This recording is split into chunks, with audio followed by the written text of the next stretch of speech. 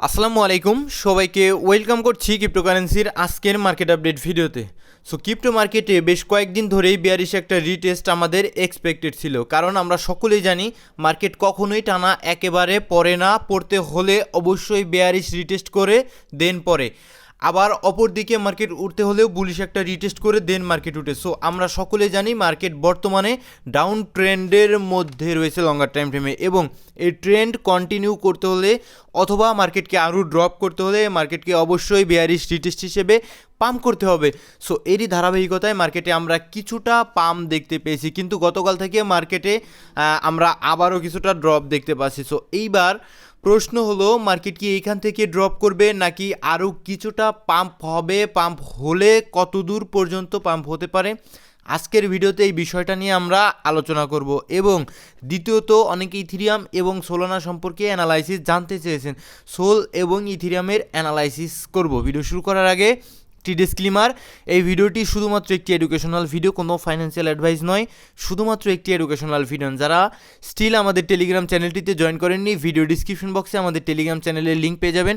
অবশ্যই আমাদের টেলিগ্রাম চ্যানেলটিতে জয়েন করবেন, কারণ মার্কেটের ইনস্ট্যান্ট যত ফান্ডামেন্টাল নিউজ এবং টেকনিক্যাল অ্যানালাইসিস আমরা আমাদের টেলিগ্রাম চ্যানেলটিতেই জানিয়ে দিই। সুতরাং সবার আগে আপডেটেড থাকতে আমাদের টেলিগ্রাম চ্যানেলটিতে জয়েন করবেন। সো একদম ভিডিও শুরুতে আমরা কিছু ফান্ডামেন্টাল বিষয় নিয়ে আলোচনা করব, দেন গুরুত্বপূর্ণ টেকনিক্যাল অ্যানালাইসিস করব। অবশ্যই ভিডিও ফুল কন্টিনিউ করার চেষ্টা করবেন, তা না হলে কিন্তু কিছুই বুঝতে পারবেন না।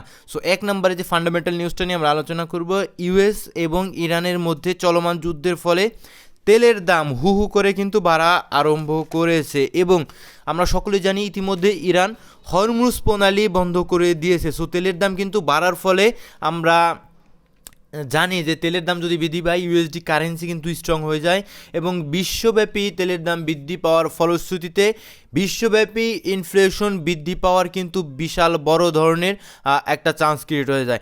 সো এটা কিন্তু আমাদের জন্য অ্যাজ এ ক্রিপ্টোকারেন্সি মার্কেট বলেন, স্টক মার্কেট বলেন, সকল ক্ষেত্রে কিন্তু খুবই আসলে নেগেটিভ একটা বিষয়, ঠিক আছে। সো এভাবে কতদিন ইরান কন্টিনিউ করবে? ইরান কিন্তু আসলে চাচ্ছে যে আসলে যুদ্ধটা তারা আস্তে আস্তে আস্তে আস্তে দীর্ঘায়িত করতে, ঠিক আছে। তারা চাচ্ছে ইউজুয়ালি আমেরিকা এবং ইসরায়েলকে অর্থনৈতিকভাবে কিছুটা ক্ষতিগ্রস্ত করছে। সো এইভাবে যদি কন্টিনিউ হতে থাকে, সেক্ষেত্রে কিন্তু তেলের দাম, ঠিক আছে, একদম আকাশচুম্বী হয়ে যাওয়ার সম্ভাবনা থাকবে। সেটা আমাদের ফাইন্যান্সিয়াল মার্কেটগুলোর জন্যই কিন্তু খারাপ হবে। 2 নম্বর, তো আজকে সন্ধ্যা 7:30 আমাদের বেশ কিছু গুরুত্বপূর্ণ ডাটা আসবে, এবং সেই সাথে আমাদের কিন্তু সম্ভবত 11 তারিখে সিপিআই ডাটা আসবে, ঠিক আছে। তো আমরা সন্ধ্যা 7টার দিকে যে ডাটা দেখতে পারবো, অ্যাভারেজ আওয়ারলি আর্নিং খুবই গুরুত্বপূর্ণ। 2 নম্বরে নন ফার্ম আনএমপ্লয়মেন্ট চেঞ্জ, অর্থাৎ কৃষি খাত বাদে সমস্ত সেক্টরগুলোর বেকার কি বৃদ্ধি পাচ্ছে না কমছে, সেই একটা ডাটা আসবে, এবং আমাদের আনএমপ্লয়মেন্ট ডাটা আসবে। সো আনএমপ্লয়মেন্ট রেট আসবে। তো সব কিছুই গুরুত্বপূর্ণ। যদি কোনো নেগেটিভ বিষয় আসে, মার্কেট কিন্তু আরও ড্রপ করার চান্স থাকবে। এইবার আমরা ইটিএফের ডাটা যদি দেখি, সো ইটিএফের ডাটা থেকে আমরা দেখতে পাচ্ছি যে অলমোস্ট কিন্তু আমাদের গত 5 তারিখে কিন্তু 227 মিলিয়নের মতো আউটফ্লো হয়েছে, এবং সেই সাথে 4 তারিখে আমরা দেখতে পেয়েছি, 3 তারিখে, 2 তারিখে, মানে মিশ্র প্রতিক্রিয়া আমরা দেখতে পাচ্ছি। বেশ কিছুদিন ধরে বাই হয়, আবার কয়েকদিন পর কিন্তু সেল হয়, মানে এখানে পরিপূর্ণভাবে মিশ্র প্রতিক্রিয়া আমরা দেখতে পাচ্ছি। অ্যান্ড লিকুইডেশন হিটম্যাপ খুবই গুরুত্বপূর্ণ। এই লিকুইডেশন হিটম্যাপ দেখে আপনি বুঝতে পারবেন যে উপরের দিকে খুব বেশি লিকুইডিটি আপাতত 30 দিনের টাইম ফ্রেমে ধরা রয়েছে, আমি খুব একটা বেশি দেখতে পাচ্ছি না। সো উপরের দিকে যদি দেখেন, এই যে জায়গাটায় অলমোস্ট $75,000 আশপাশে, সম্ভবত $74,800 আশপাশে কিছুটা লিকুইডিটি রয়েছে। তো মার্কেটের মুভমেন্টটা সিম্পল, আপনার একদম এটা দেখে বুঝতে পারবেন যে হয়তোবা এই দিকে আসার সম্ভাবনা উপরের দিকে কিছুটা বেশি রয়েছে, দেন হয়তোবা নিচের দিকে আমরা এগেইন কিন্তু 60,000, 59,000, আসলে 62,000-এর দিকে মুভমেন্ট করার সম্ভাবনাই সবচাইতে বেশি রয়েছে অ্যাজ এ লিকুইডেশন হিটম্যাপ অনুযায়ী আমার যে ধারণা, ঠিক আছে। সো এইবার টেকনিক্যাল অ্যানালাইসিস। সো আমরা টেকনিক্যাল অ্যানালাইসিস করে দেখার চেষ্টা করব মার্কেট কোন লেভেল থেকে পাম্প করতে পারে এবং কত দূর পর্যন্ত যেতে পারে, এবং সেই পাম্প আদতেও টিকে থাকতে পারবে কি না। সো উইকলি টাইম ফ্রেমে আমরা সবার প্রথমে দেখার চেষ্টা করব, ঠিক আছে। সো উইকলি টাইম ফ্রেমে যদি আমরা আসি, একদম কিছুটা আমি হাইট যদি করে দিই, সেক্ষেত্রে পরিষ্কারভাবে দেখতে পারবেন যে উইকলি টাইম ফ্রেমে একটা বেয়ারিশ ফেয়ার ভ্যালু গ্যাপ প্রথমে ছিল, দেন উপরে আমাদের আরেকটা বেয়ারিশ ফেয়ার ভ্যালু গ্যাপ রয়েছে অ্যারাউন্ড $৭৯,০০০ আশপাশে, সেটা অলমোস্ট কিন্তু আমাদের মান্থলি ফেয়ার ভ্যালু গ্যাপের কাছাকাছি। সো মান্থলিতেও একটা বেয়ারিশ ফেয়ার ভ্যালু গ্যাপ রয়েছে। সো সেটা যদি আমরা লক্ষ্য করি, সেটাও কিন্তু $৭৯,০০০ আশপাশে। সো একদম প্রথমে আমাদের যে বেয়ারিশ ফেয়ার ভ্যালু গ্যাপ যেটা রয়েছে, সেটা থেকে কিন্তু ভালোই প্রাইস নিচের দিকে সরে আসছে। সো এটা কি bearish fair value gap weekly time ফ্রেমের একটা বেয়ারিশ জিনিস। তো প্রাইস এই জায়গাটাতে ঢুকবে এবং নিচের দিকে চলে আসবে, এটাই স্বাভাবিক। আমাদের বেয়ারিশ জিনিস অলমোস্ট ভালোভাবেই কাজ করছে। তো এটা আমাদের জন্য আসলে খুব একটা বেশি ভালো খবর নয়, আমাদের জন্য এটা একটা খারাপ বিষয়, ঠিক আছে। সো এইবার আমাদের এখনও কিন্তু 2 দিন 13 ঘন্টার কাছাকাছি উইকলি টাইম ফ্রেমের ক্যান্ডেল ক্লোজ হওয়ার বাকি রয়েছে। উপরের দিকে যদি আমরা দেখি, একদম সেমভাবে আপনি দেখতে পারবেন যে 96,000 উইকলি টাইম ফ্রেমের একটা বেয়ারিশ ফেয়ার ভ্যালু গ্যাপ ছিল। সো এটাকে ট্যাপ করেছে, প্রাইস কিন্তু নিচের দিকে সরে এসেছে, নিচে ভিতরে ক্লোজ দিয়েছে অ্যান্ড দেন পরবর্তীতে কিন্তু এগ্রেসিভলি ড্রপ করছে। তো আমরা কিন্তু সেম সিচুয়েশন বর্তমানেও দেখতে পাচ্ছি যে বেয়ারিশ ফেয়ার ভ্যালু গ্যাপের মধ্যে ঢুকেছে এবং নিচের দিকে প্রাইস সরে এসেছে, অর্থাৎ বেয়ারিশ ফেয়ার ভ্যালু গ্যাপটা কাজ করছে। সো পরবর্তীতে নিচের দিকে যদি চলে যায় আমরা কিন্তু অবাক হব না। তবে স্টিল কিন্তু আমাদের উপরের দিকে আরেকটা bearish fair value gap plus monthly fair value gap, আমরা দেখেন অ্যানালাইসিসটা বুঝবেন। প্রিভিয়াসলি আমাদের মান্থলি ফেয়ার ভ্যালু গ্যাপ ছিল অ্যারাউন্ড কিন্তু $95,000-96,000 আশেপাশে, সেটাকে কিন্তু ট্যাপ করেছে। সো এবার কিন্তু আমাদের মান্থলি ফেয়ার ভ্যালু গ্যাপ রয়েছে $89,000 আশপাশে, এটা কিন্তু স্টিল ট্যাপ করেনি। তো এটা ট্যাপ করার চান্স কিন্তু থাকবে। সুতরাং আমাদের উইকলি টাইম ফ্রেমের বেয়ারিশ ফেয়ার ভ্যালু গ্যাপ থেকে নিচের দিকে সরে আসলেও প্রাইস কিন্তু রিকভার করে এগেইন আমাদের ওই যে $79,000 আশেপাশে কিন্তু যাওয়ার একটা সম্ভাবনা রয়েছে। সেখানে কিন্তু আমাদের মান্থলি টাইম ফ্রেমের bearish fair value gap plus সেই সাথে আমাদের উইকলি টাইম ফ্রেমের বেয়ারিশ ফেয়ার ভ্যালু গ্যাপের একটা ওভারল্যাপিং অবস্থার মধ্যে রয়েছে, ঠিক আছে। সো ওই জোনটাতে আসলে কিন্তু এর উপরে তার উপরে কোনোভাবে প্রাইসকে আমি অন্তত বাক্যে প্রাথমিকভাবে আসলে এক্সপেক্টেড করি না, ঠিক আছে। সো এইবার আমরা ডেইলি টাইম ফ্রেমে যাব। সো ডেইলি টাইম ফ্রেমে আসলে আমরা আসলে মার্কেটের মুভমেন্টটা আরও পরিষ্কারভাবে শর্টার টাইম ফ্রেমের জন্য বুঝতে পারবো। সো ডেইলিতে যদি আসি, আমরা অনেকগুলো ইম্পর্টেন্ট লেভেল কিন্তু আমাদের মার্ক করা রয়েছে।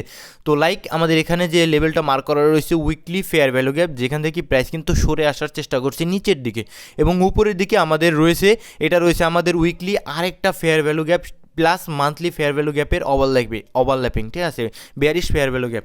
সো এই বিষয়টাও কিন্তু আমাদের রিজেক্টেড এরিয়া। তো এই বিষয়তে প্রাইস ঢুকলে এই জোনটাতে আমাদের প্রাইস কিন্তু রিজেক্ট করবে। প্লাস আমাদের ফিবোনাকির ইম্পর্টেন্ট লেভেলগুলো মার্ক করা রয়েছে, কারণ আমরা জানি ডেইলিতে আমাদের স্টিল ডাউন ট্রেন্ডের মধ্যে রয়েছে। এবার এক্সপোনেনশিয়াল মুভিং অ্যাভারেজ যদি চিন্তা করেন, আমাদের উপরের দিকে 50 এক্সপোনেনশিয়াল মুভিং অ্যাভারেজ রয়েছে ডেইলিতে, ঠিক আছে। তো সেটা স্টিল যদি জুম করেন, আমাদের এখন পর্যন্ত ট্যাপ করেনি, সেই সাথে আমাদের রিটেস্ট করার যে একটা পয়েন্ট ফিবোনাকির একদম ভ্যালিড রিটেস্ট এটা ছাড়া হবে না, সেটা হলো 0.382। স্টিল আমাদের ফিবোনাকির 0.382 লেভেলটাও কিন্তু স্টিল ট্যাপ করেনি, অর্থাৎ মার্কেট কিন্তু আবার শর্টার টাইম ফ্রেমের জন্য উপরের দিকে যাওয়ার একটা প্রবল সম্ভাবনা সবচাইতে বেশি অ্যাজ এ আমার কাছে মনে হচ্ছে। যদি আমরা এগেইন দেখতে পাই 0.382 লেভেলটা থেকে ভালো মতো প্রাইস নিচের দিকে চলে আসছে, সেক্ষেত্রে আমাদের ডেইলি যে 50 উইক ডেইলি মুভিং অ্যাভারেজ রয়েছে, এক্সপোনেনশিয়াল মুভিং অ্যাভারেজ রয়েছে 50, সেটা থেকেও যদি আমরা ট্যাপ করে নিচের দিকে প্রাইসকে সরে আসতে দেখতে পাই, সেক্ষেত্রে কিন্তু আমাদের প্রাইস আরও ফল ডাউন হয়ে যেতে পারে। তো আপাতত প্রথমত এটাকে টেস্ট করতে হবে, দেন এটা যদি ব্রেকআউট দেয়, আমাদের ডেইলিতে 50 এক্সপোনেনশিয়াল মুভিং অ্যাভারেজ যদি ব্রেকআউট দেয়, সেটা কিন্তু আমাদের পরবর্তীতে যে 100 এক্সপোনেনশিয়াল মুভিং অ্যাভারেজ রয়েছে অ্যারাউন্ড কিন্তু $80,000 আশপাশে, ওইটা টেস্ট করতে যাওয়ার সম্ভাবনা থাকবে আমাদের, ঠিক আছে। সো আমরা শর্টার টাইম ফ্রেমে আসবো। তো ডেইলিতে আমরা দেখতে পাচ্ছি স্টিল আমাদের বেয়ারিশ রিটেস্ট ভ্যালিডভাবে কিন্তু কমপ্লিট করেনি, অর্থাৎ উপরের দিকে শর্টার টাইম ফ্রেমের যাওয়ার একটা প্রবল সম্ভাবনা আমি অন্তত পক্ষে দেখতে পাচ্ছি। এবং 4 ঘন্টার টাইম ফ্রেমে যদি আমরা আসি, তো 4 ঘন্টার টাইম ফ্রেমে আসলে আপনি দেখতে পারবেন যে মার্কেট কিন্তু আমাদের একটা বুলিশ বুলিশ ট্রেন্ডের মধ্যেই রয়েছে 4 ঘন্টার টাইম ফ্রেমে এবং বুলিশ ট্রেন্ডটা কন্টিনিউ করছে। এবার আমাদের স্টিল কিন্তু ডেলিতে আমাদের বেয়ারিশ রিটেস্ট করেনি, উপরের দিকে যেতে পারে এবং 4 ঘন্টার টাইম ফ্রেমে যেহেতু বুলিশ স্ট্রাকচারের মধ্যে রয়েছে, সো যেহেতু বুলিশ ট্রেন্ডের মধ্যে রয়েছে, বুলিশ একটা রিটেস্টও করার সম্ভাবনা বর্তমানে দেখা যাচ্ছে যেহেতু নিচের দিকে আসছে। সো ইম্পর্টেন্ট লেভেল যদি আমি দেখি, প্রাথমিকভাবে একটা পুশ সাময়িক আমাদের 69,876 আশপাশ থেকে কিন্তু একটা পুশ আমরা পাবো, এতে কোনো সন্দেহ নেই। অ্যান্ড দ্বিতীয়ত এই পুশটা যে একদম উপরের দিকে নিয়ে যাবে সেটাও আমার কাছে মনে হচ্ছে। দেন পরবর্তীতে আমাদের নিচে যে 0.5 লেভেল এটা রয়েছে অ্যারাউন্ড কিন্তু $68,000 আশপাশে শর্টার টাইম ফ্রেমে, 4 ঘন্টার টাইম ফ্রেমে। সো আমাদের অবশ্যই এই $68,000 লেভেলটা কিন্তু মার্ক করে রাখতে হবে। এই লেভেলটাতে যদি প্রাইস আসলে টেস্ট করে সেটা কিন্তু আমাদের জন্য ভালো হবে, ঠিক আছে, আমাদের জন্য একটা কি থাকবে, অপরচুনিটি থাকবে। আর নিচের দিকে যদি আমরা আমাদের 68,000 অ্যান্ড নিচের দিকে 67,000 এই লেভেলটাই বড় জোর, এর নিচে প্রাইস আসা উচিত না। যদি এর নিচে প্রাইস চলে আসে কোনোভাবেই, যদি আমরা স্ট্রাকচার শিফটিং পেয়ে যাই, সেক্ষেত্রে কিন্তু আমরা এগেইন ওই যে আমাদের উইকলি টাইম ফ্রেমের আসলে যে লেভেল নিচের দিকে ওইগুলোতে কিন্তু চলে যেতে পারে, ঠিক আছে। মার্কেট উইকলি টাইম ফ্রেমের ট্রেন্ডটাই কন্টিনিউ করার সম্ভাবনা থাকবে। সো একদম পরিষ্কারভাবে আমি সাময়িকভাবে বর্তমানে বুলিশ রয়েছি, যতক্ষণ পর্যন্ত আমরা এখানে বুলিশ এই ট্রেন্ডটা 1 ঘন্টা টাইম ফ্রেমের এই ট্রেন্ডটা যতক্ষণ পর্যন্ত ধরে আসে, সো আমি বুলিশ রয়েছি। সাময়িক কিছু ম্যানিপুলেশন নিচের দিকে করতে পারে, লাইক $68,000-67,000 অবধি নামতে পারে, প্রাইস নামতে পারে, ঠিক আছে। সো যদি আপনি লক্ষ্য করেন 1 ঘন্টার টাইম ফ্রেমেও কিন্তু আমাদের ইম্পর্টেন্ট লেভেল 0.5 থেকেই কিন্তু রিয়্যাক্ট আসছে, তো এখান থেকেও প্রাইস উঠে যেতে পারে। তো একদম পরিষ্কারভাবে আমি যদি সামারি করে দিই, আমি শর্টার টাইম ফ্রেমের জন্য বুলিশ রয়েছি মার্কেটে আনটিল আমাদের উপরের দিকে ইম্পর্টেন্ট লেভেলগুলো পর্যন্ত যতক্ষণ পর্যন্ত না পৌঁছাচ্ছে।